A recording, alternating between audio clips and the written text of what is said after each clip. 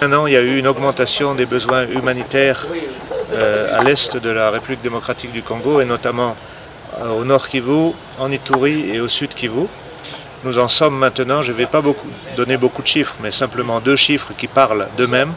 39% de la population totale de la province de l'Ituri est déplacée et 25% à peu près de la population du Nord Kivu est déplacée. Donc ce sont des chiffres vraiment hors de proportion. La crise humanitaire, elle ne date pas d'hier, elle date d'il y a très longtemps, de plusieurs décennies, mais depuis un an, il y a eu une augmentation des besoins humanitaires du fait de la résurgence de certains conflits, notamment celui avec le M23,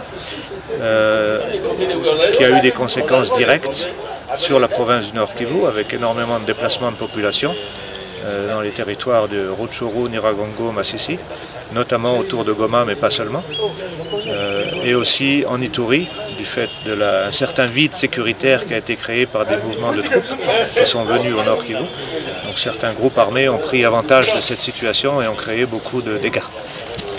Donc voilà, donc il y a eu augmentation du nombre de déplacés, augmentation des besoins humanitaires, augmentation, et c'est ça qui a aussi créé cette plus grande attention au niveau international, cette augmentation des violences sexuelles, notamment dans les sites autour de Goma.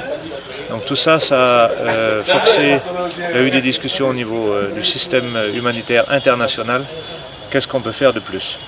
Le système international humanitaire a déclaré ce qu'on appelle l'activation maximale au mois de juin, en anglais scale up, en français activation maximale, c'est-à-dire que tous les acteurs sont censés maintenant faire encore plus pour venir en aide aux populations dans le besoin.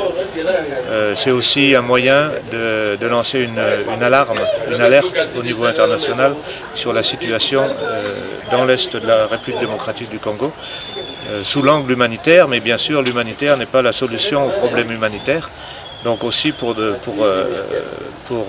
vraiment que les solutions politiques, le retour de la paix qui est lié aux solutions politiques, que tout soit fait pour que ça débouche sur des résultats.